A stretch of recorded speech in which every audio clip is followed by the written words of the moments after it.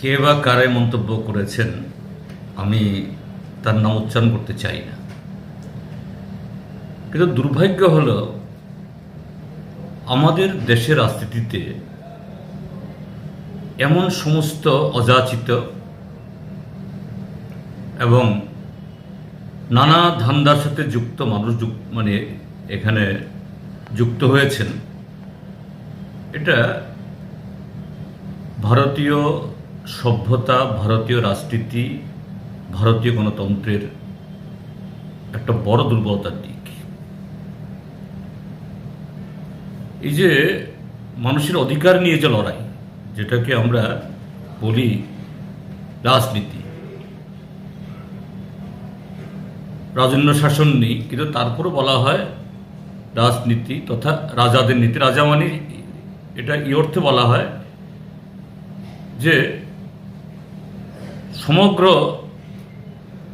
জনসংখ্যার কথা যারা ভাবেন, তাদের নিয়ে যারা কাজ করেন। তো এই জায়গায় কিছু অর্ধশিক্ষিত, নানা ধান্দার সাথে যুক্ত লোক যুক্ত হয়ে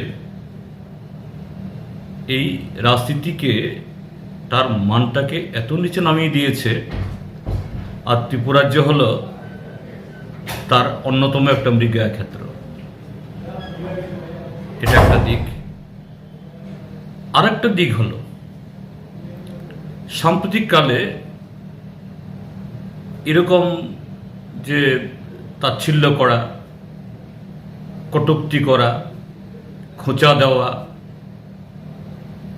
এটা প্রচণ্ডভাবে বেড়েছে।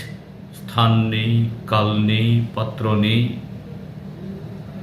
পূজার মণ্ডপে, সামাজিক অনুষ্ঠানে এবং যখন তখন, যেখানে মানুষ রাজনীতির কথা শোনার জন্য আসেন না, সে সমস্ত ক্ষেত্রকেও কলুষিত করা হচ্ছে। এটা কিসের লক্ষণ? এটা উপস্থিত জনতা বা শ্রোতা তারা শুনতে চাইছেন তার জন্য নয়। শাসক দলের মধ্যে বা শাসক জোটের মধ্যে একটা বিকার হচ্ছে। বিজেপি, তীব্রামথা, দুটা দলের মধ্যেই একটা বিকার। এই বিকারটা কেন? একদিকে হলো অন্তর্কুণ্ডল, আর হলো ক্রমবর্ধমান যে অনৈতিক কার্যকলাপের সাথে এই দুটি দলের যারা শীর্ষ নেতা, আমি সবাইকে বলছি না, সমস্ত বিজেপি তীব্রামথার লোক তারা খারাপ নন। তারা এরকম এটা এই কোনো অসৎ উদ্দেশ্যকে নিয়ে রাজনীতি করছেন তা নয়, তারা এই রাজনীতির শিকার। এই উড়ে এসে জুড়ে বসা নেতৃত্ব হতে পারে কেউ মুখ্যমন্ত্রীর পদ অলঙ্কৃত করেছেন, কেউ সাংসদ আছেন, কেউ দলের সুপ্রিমো আছেন, হতে পারে। কেননা ভারতীয় রাজনীতির মধ্যে সেই সততা, রাজনৈতিক নৈতিকতা নেই। যাদের হাতে কালো টাকা এবং যারা কিছু এই সমাজ বিরোধী লালন পালন করতে পারেন, এই শক্তিকে প্রয়োগ করেই তারা কেউ মুখ্যমন্ত্রী হয়ে যান, আবার দুদিন বাদে ঘাড় ধরে বের করে দেয়। এই নির্লজ্জ বেহেয়ারা আবার কীভাবে মুখ দেখায় আমি জানি না। কেউ আবার মঞ্চে ওঠে চোখের জল ফেলে, একে গালি দে, তাকে গালি দে, আবার পরদিন তাদের সাথে গিয়ে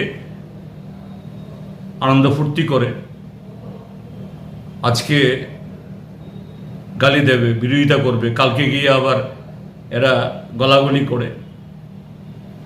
এরা আসলে রাজনীতির উপযুক্ত খেলোয়াড় নয়, এরা হলো দান্দাবাজ। এরা এসছে এই রাজনীতির যে এই অস্ত্রটাকে পুঁজি করে, বহন করে কিভাবে রাতারাতি বড় লোক হবে, রাতারাতি তাদের যে অসৎ উদ্দেশ্য এটাকে ভোগ করবে। কাজে তাদের মুখে সমস্ত কথাবার্তা, এর জবাব দেওয়া, তাদের নাম উচ্চারণ করাটাও পাপ, এদের সম্পর্কে আলোচনা করাটাও সময় নষ্ট ছাড়া কিছু নয়। আমি এটুকুই বলছি, এতে মানুষ কেউ প্রভাবিত হন না। যারা শুনছেন তারা ক্ষুব্ধ হন।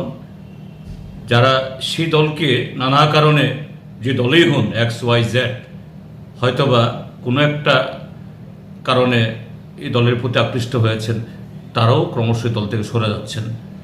এর থেকেই তাদের এই বিকার, তাদের থেকে, মন থেকে, তাদের মুখ থেকে এই জাতীয় কথা বের হচ্ছে।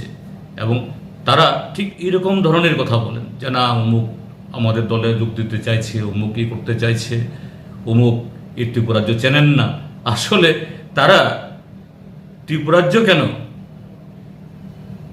যে আমাদের ত্রিপুরাজ্যের কোনো একটা অংশ মানুষকে চেনেন কি না আমার সন্দেহ। তাদের প্রতি তাদের দায়বদ্ধতা নেই, এই কারণে এই জাতীয় কথা বলাটা তাদের অভ্যাসে পরিণত হয়েছে।